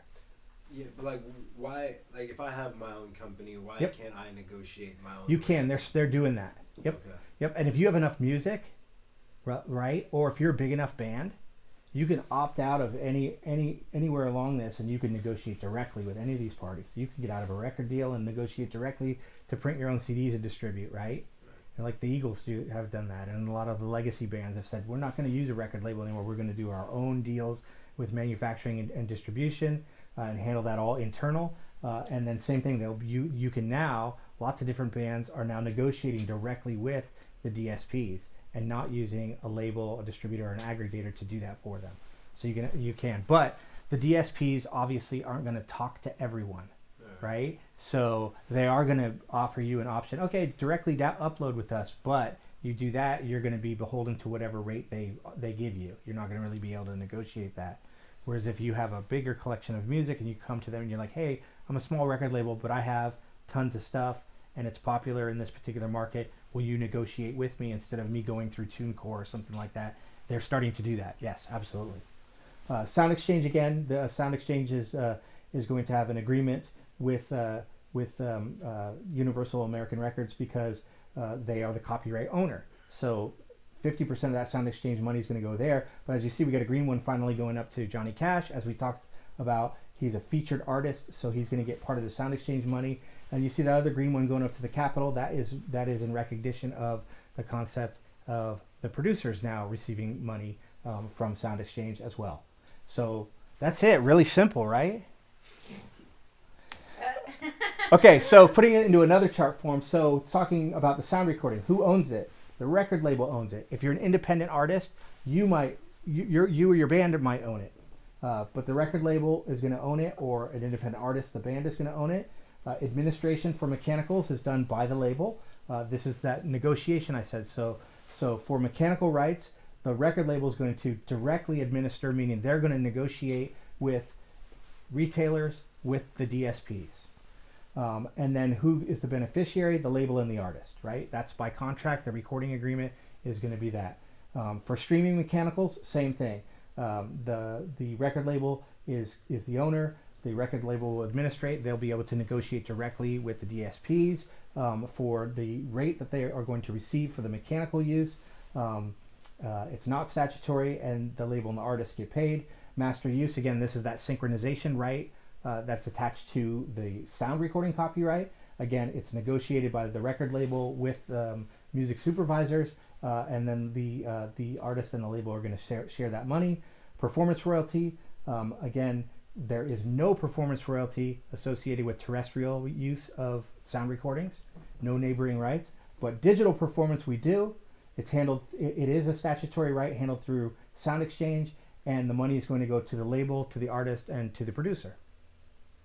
The label gets half of it as the copyright owner. The artist and the producer are going to share that non-featured performer royalty on Sound Exchange. Okay. So as an independent artist Yep. who doesn't, I've paid for my own recordings and I've done Yep. my own thing, right? It's not a record label. Yep. Right? So you pop yourself in the record label column, right? But And in the administration column, you My pop yourself in publisher. there too. Okay, Not your but- publisher. This is you. And then what that relationship is okay. So for mechanicals, if you're an independent, your ownership and your administration, right? And what you would be doing in that dichotomy is that's your contract with TuneCore or CD Baby to get the music distributed. That's what comes out of that negotiation. Okay. And then on the streaming side, you give that right to TuneCore or CD Baby to negotiate for you. So here, so in that, you would be listed as ownership and administration for your mechanical right. You would be listed as ownership, and whoever you picked as your aggregator would be listed in the administration side for your mechanical royalties. That's how that works for the sound recording. Got it. Okay, so for the composition, again, looking at the chart, here, ownership is going to be by the songwriters or the publishing company that they are working with to administrate their rights.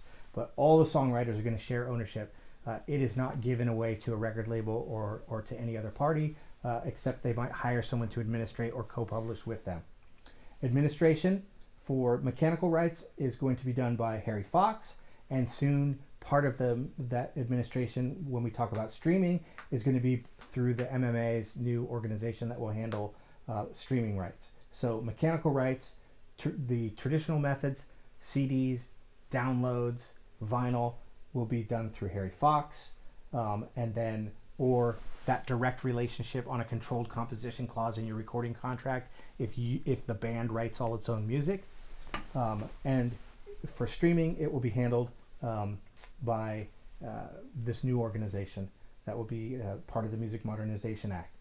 For synchronization, songwriters own it, and if they have a music publisher, that publisher will negotiate that sync license. If there is no music publisher, then the songwriters themselves will negotiate the sync license. In some instances, if there's one songwriter who's going to put out the song, but they had a couple of co-writers, they may have a songwriter split agreement where those co-writers say, hey, songwriter who is the artist that's putting out the music, we give you our authorization and administration rights to enter into sync deals. And as long as you pay us what our percentage ownership split is, then you can go ahead and do sync deals and sign off on them without having to come to us for permission. Because remember, all the songwriters are owners. So you get a contract right to be able to administrate for sync for one party. Otherwise, the music supervisor would have to come to all the songwriters and get permission. Performance royalty is going to be handled through ASCAP, and also the digital performance royalty through ASCAP CSAC BMI. So that's kind of the same thing as the flow chart, but in kind of a graph form. And then finally, where everybody likes to talk about is music licensing and where it goes. Okay, so we take $1 of streaming royalties. How many streams does it take to make $1? Quite a few, actually. So I don't have the exact numbers because it's different for all the different streaming services. But assuming you reach $1's worth of streams, how it's broken down: 58.5 cents of every dollar that Spotify collects for the songs that you put through it is kept by Spotify. 58 cents for Apple, 58.5 for Spotify, 58 for Apple, roughly. And this kind of fluctuates, but I put the two numbers so that you can see it's a little bit different over time. And again, that is a negotiated rate between the sound recording owner, so the record label, or the independent artist through TuneCore or CD Baby, or as you want to do it, the independent artist negotiating directly with the DSP.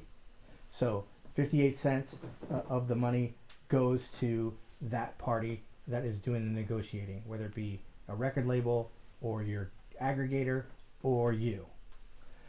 29.5 cents and 28 cents, that's what stays with Apple and Spotify from each dollar that's earned. And then 6 and 3/4 is what goes towards mechanicals and performance for the composition copyright. So the Music Modernization Act is fighting hard over that 6 cents. that rate that Apple has agreed to and nobody else will, that's over the 6 cents. Your record label fought for the 58 cents. They're going to take some of it. We're going to see that on the next chart. And Apple and Spotify argued to be able to collect that 29 cents for themselves.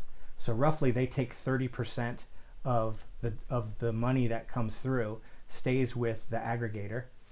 60% goes to your record label, and then whatever your split with your record label comes from that 60%, and then the songwriter gets 6% or 6 cents out of each, and that is where everybody's is where the fight is over that little sliver. So yeah, this is what I was kind of confused about and a little still. So the major record labels, yep, which take up most of the, I would assume most of the people who are doing the negotiations with Spotify, yep, or like they have vested ownership in Spotify and right. these companies. So like they were negotiating with themselves. It's one of the problems, right? Obviously, because they're investors in it, right? So they're gonna get money that they get to split with the artists, right, or the band, out of that 58 cents, right? Because that's your sound recording royalty. Yeah, and so, then they're also going to get a piece of the profits that Spotify, is keeping, or their own service if they put their own service out, Tidal or something like that, right? So they're getting a piece there too. So they're getting a piece of a whole. The only thing they're not touching is the 6 cents, unless they also have a publishing division, Warner Chappell Publishing. Then they're going to take some of that 6 cents. We're going to see that on the next slide. Okay, so here's how we're going to break that money down that comes in, depending upon where you are. Okay, so all the way to the left, you're going to get, if you're with a major label, a buck comes in from streaming, you get 18 cents at the end of the day, right?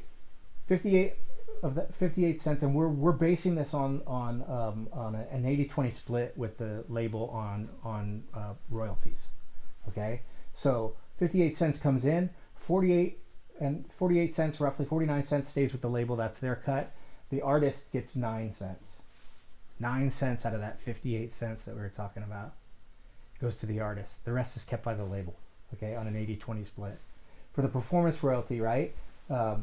Your PRO is going to get roughly 4 cents, and then you're going to get 2.6 cents that goes to the songwriter. At the end of the day, the PRO is going to split some of that money with you, presumably, unless you have a 50-50 deal. But at the end of the day, you're roughly going to get 2.6 cents as a songwriter from the performance royalty, and you're roughly going to get 6 cents in mechanicals as the songwriter. Okay, on the stream. So the artists are going to split. So the musical band or artists are going to get 9 cents, and then the songwriters. Or if you have a band that's very friendly, like everybody just see the Queen movie, the Bohemian Rhapsody, where they all sat down at the end and they said, we don't care who wrote the songs from here on out, we're all going to be songwriters on everything. If you do it like that, then everybody's going to split the second two things. They're all going to split the 2.6 and the 6 cents. But if you're the Rolling Stones and only Jagger Richards are the songwriters, Charlie Watts and Ronnie Wood and all the deceased members of the band, or retired members, they get nothing. Only Jagger Richards get to collect the 2.6 and the 6.1, and then the whole band splits the 9. Okay, that's under a major deal. So under a major deal, out of a buck, only 18 cents goes through to the artists and the songwriters that are within the band. If not all the artists are songwriters, then some artists are going to get paid less than their an equal percentage of that 18 cents. If you're in an indie label, you're going to get a little bit more, right? Because the indie label's not going to have that same 80-20 split on the sound recording. So you're going to get 29 cents on the sound recording. Same 2.6 but you're going to get a little bit more on the mechanical side when you're with an indie. So you get a little bit of a bump there. But when you're with an indie label, where the big difference is that you're going to get a larger chunk, the band or the artist, of the sound recording royalties, the top one. So a little bit better for you. And then if you self-release, you're going to collect most, if not all of it. you're going to give a little bit to your aggregator, right? So like you sign up with TuneCore, you got to pay them a fee. So that is going to be factored into this. But roughly, if 58 cents comes in, you're roughly walking away with 52 cents of that 58 cents. So there, you get a huge bump. The difference being is that, obviously if you have a major label behind you, they're marketing and promoting and doing all that work. So presumably you're getting a whole lot more streams than if you're an independent. But as we've seen, there's a number of different independent artists who have been able to do it themselves and work these numbers. And you see there's a huge difference out of a buck with what you would expect to get from a major label, 18 cents, and to an independent artist, 64 cents. So if you're like Kendrick Lamar or something like that, who's doing it all independent, and you're able to get the kind of numbers that a major label artist gets, but you get to keep 64 instead of 18, that's a huge difference. But this also goes to illustrate that when it comes to streaming, and especially with something like you're talking about, where all of a sudden you go back a slide and you're going, labels getting all that money here, 48 of the 58 cents here, and they're also collecting because they're investors in the streaming service or the technology company that is putting the streaming service out, and it starts to really look bad for the industry because the artist is not making very much money off of each dollar that comes in, let alone how many streams does it take to actually get to that dollar. But that is, in a nutshell, how music copyright works. I know it's very confusing, but what you should take away from this, if nothing at all, is the recognition that there are two separate and distinct music copyrights, and each one of them has 3 sets of royalties that stream from it, or ways to monetize it. So 6 total ways to monetize it, 2 by 6. So if nothing else, keep that concept in mind, because it's really important to recognize, wait a minute, there's 2 different rights here. I'm a songwriter and I have a right to get royalties from the record label for the distribution of the sound recording. Okay, I got 2 different rights here, 2 different copyrights. Okay, follow-up questions. I know it's very confusing. It's a lot to go through, but it's one of those things that you have to keep coming back to it, if you really want to stay on top of it. And it's also one of the things that it's very important, especially for independent artists, to recognize these concepts and to keep them in mind.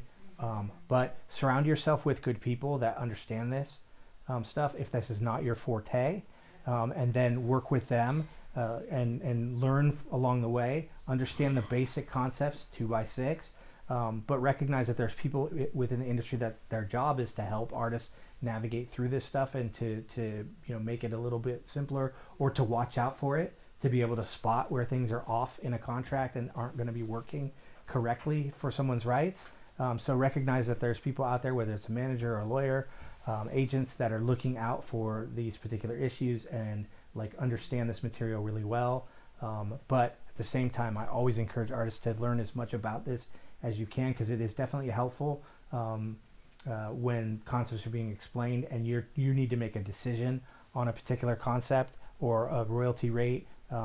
If you have a basic understanding of what's being discussed, it'll make that feel better when you're making a decision. You won't go, well, I made a decision, but I have no idea what I just made the decision about. Yeah. You go.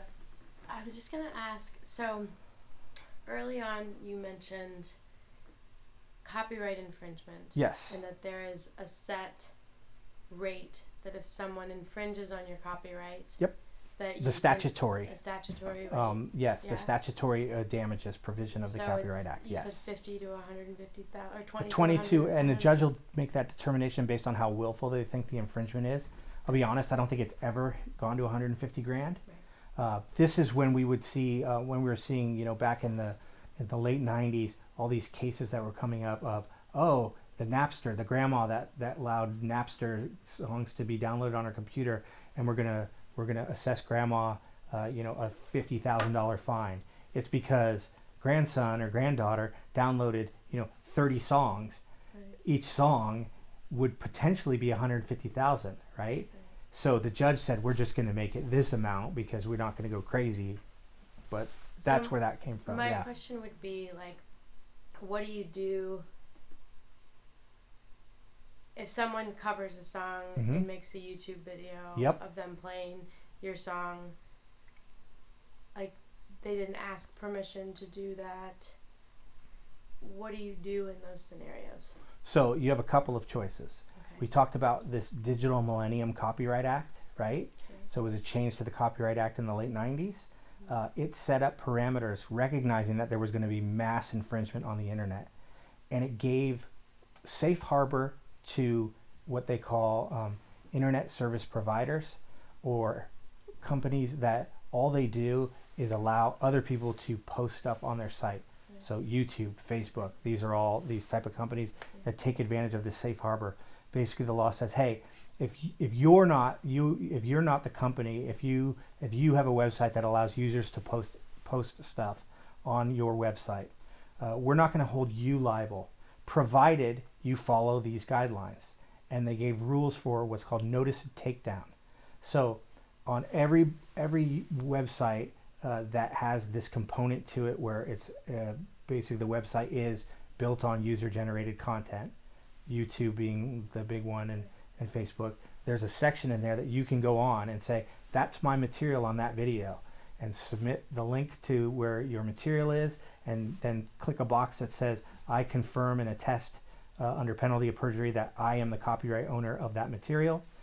They will then take it down. They'll then send a notice to the person that posted it saying, we have a copyright infringement claim lobbied on behalf of someone claiming the rights to the material that you posted. We've taken it down. If you believe that you are the copyright holder, let us know, and then we'll put it back up. So sometimes people will say, no, I was the copyright holder. Then YouTube puts it back up, and they'll recontact you and say, okay, somebody notified us, so we've put it back up. Now file a lawsuit, and we'll take it down until the lawsuit's decided. But it usually doesn't get there. Usually, if somebody, they use your music without your permission, when they get that notice, it'll come down, and then it's done. The problem is if it's over and over and over, there's no payout there. Now, if you are with a record label, okay, or if you're with a entertainment company that has enough content that YouTube has set up an agreement with them, YouTube has basically a 3-stage option for, like, Warner Brothers, where they say, okay, Warner, what do you want us to do with these song rights if they come up? Do you want us to take it down? Do you want us to leave it up and do nothing? Or do you want us to leave it up but monetize it in your favor? And so Warner Brothers, unless they have an artist like, say, like Prince or something that is like, take it down, they will choose that third option, which is not available to everyone. And so you may get a notice saying, hey, Warner made a copyright claim against the cover song that you put up. The song is staying up, your video is staying up, but it will now be monetized in favor of the copyright holder, Warner. So and they'll so have, like, advertisements. The advertisements will be on it, or any the ability for you to count the streams or the usage towards your ability to monetize your channel or whatever will go to them. So this is why so many artists will do cover songs and put them on YouTube, because you're technically committing copyright infringement, but the copyright rights holder to those compositions will make the determination to just monetize it, and they'll allow you to leave your cover version up, because they're the ones that are going to collect the performance royalties and all the other royalties, the mechanical royalties that stream from that use. Okay, so, like, what do you do if you don't have like, for me, I've got people out there that have covered songs, your song. Yep. So then what do I do? You file a DMCA notice and takedown. So you'll see there's a section. If you look at YouTube, if you go onto the video, say report a copyright issue, and you click on that link, and then there'll be a fill out form. But if I want to monetize it, you don't get that option until you're with the label. That's not everybody has that option yet. Okay. Yeah. Hopefully in the future that will be the direction it goes. The problem is it's so the DMCA is what they're following. They came up with this third option to help the industry and help the community on YouTube figure out how to deal with the fact that a lot of people didn't know what they were doing is illegal Right. or unlawful. They don't know. I did a cover song. They don't know that you can't do that without, and then post it without permission. So it was meant to address that issue.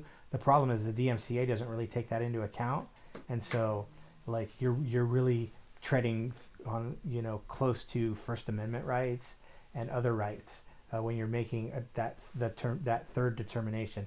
Leave it up or take it down. That's written in the law. That is spelled out. The notice and takedown provision is spelled out in the law. So that is easy for YouTube to follow. But trying to institute anything else, it becomes tricky. And so they have to have a license. And so they've got to have an agreement with Warner, where Warner says, yeah, we want to do this. Or they've got to have an agreement with, you know, with Universal that says, yeah, we want to do this. Otherwise, it fails. And for them to do an agreement with every single person could get a little unwieldy. And they also know that they have a strong case to believe that if Warner is claiming the rights are theirs, that they are. But if they have to just deal with every single person, it's tougher to you know, people make mistakes or they don't know the law correct, you know, 100%, so they don't realize that they're not really the copyright owner, but they claim it, and so that, you know, YouTube's not ready to go down that road yet. But I think as technology improves and it's much easier using just, you know, simple algorithms to be able to determine songs and what they are and where they come from, I think that it'll start to like meld into the concept of blockchain, where everything's got like more music has like a DNA, and so when you create it and you register it, it'll have this DNA that flows with it. And so then those type of concepts of people using your music, you'll make a selection in advance. Okay, if my music's ever used on YouTube, I automatically agree to this, and then when it happens, the money will just come to you. Yeah. Yeah. So. And so there's no, the labels are able to negotiate. Yeah. But independent artists are not able to negotiate, and there's no independent blanket or anything for negotiation. No, and what happens a lot, and this happens a lot for me with clients that are, you know, working in film, is the stuff gets out there and then it just goes and goes and goes, and it's like you could spend all day doing takedowns on it. Yeah, like for you, you know, you can probably monitor and find the people that are using it, but like if you get a song that like blows up, you could spend your whole day chasing down people that are covering it on YouTube. Yeah, easily. You could easily, and you know, then you know, part of you also feels like the system's rigged to make you feel guilty, right? Because you run into it, it's like some 9-year-old girl doing a cover version of your song, doesn't have any idea that what she's doing is you know, infringing on your rights. And then what do you want to do? To take it down or leave it up? Like then it's a tough decision, right? Like you don't want to like shatter. And then this kid thinks maybe they're a big fan, and now they're like, oh, she thinks she's so awesome. She made me take the song down that I covered. Yeah. So like, yeah, it's a tough, but they put that all on you, you know. Yeah. So yeah. That's crazy. Yeah. So right on. You just mentioned that you do a lot of contracts. Yes. So I guess in closing it, I kind of want to bring back there, like, what are contracts that you recommend everyone should do? Everything should be in writing every time you do anything with anyone. Okay. Remember, copyright vests in the authors of a work. Those are one of the very first things that we talked about. Doesn't matter if you register or not. So 3 people get together and go into a recording studio and record a song. One's on drums, one's on guitar, one sings. Okay? Okay? And then all 3 of those people are considered the author of the sound recording, absent a written agreement. So if the singer, if it's their project and their song and what they want and they put this together and they just hired the drummer and the guitar player to come into the studio with them, but they don't have a written agreement saying that with the drummer and the guitar player, all 3 of them own the copyright and all 3 of them can do anything they want with that sound recording. So everybody you work with needs to have a written agreement saying this is what you are entitled to and this is what I'm entitled to. And a lot of times it's rights and money is what we're talking about. And so you're entitled to receive $1,000 to come in and record with me. I own the copyright to what we did today. And so very important, everybody that you work with in any type of endeavor that involves copyright, music, film, television, anything, you have an agreement with them that spells out the compensation and the creative control. Who's going to own the work that's being created? Yeah. Very, very important. So everyone. So you're going to want studio musician work for hire agreements. You're going to want agreements with your producer and with your engineer and with whoever mixed the work. You're going to want agreements within the band itself. If it's a band, saying we don't own the sound recordings. We're an independent band. We don't own the sound recordings.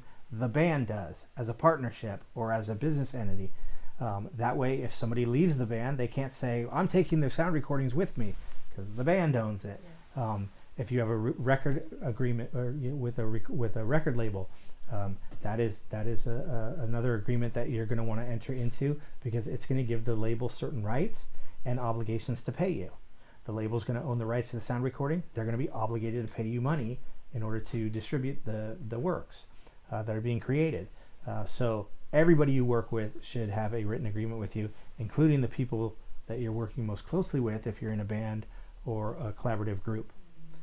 Very, very important concept. Everybody should have a written agreement.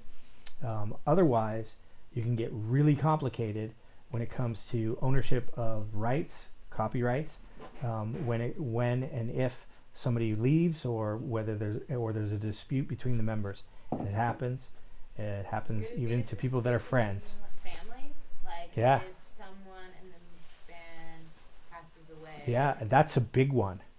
Is you've got a band, 4 people, and one of them, passes away, and their family now steps into the place of that person and is now making decisions regarding the music that person created.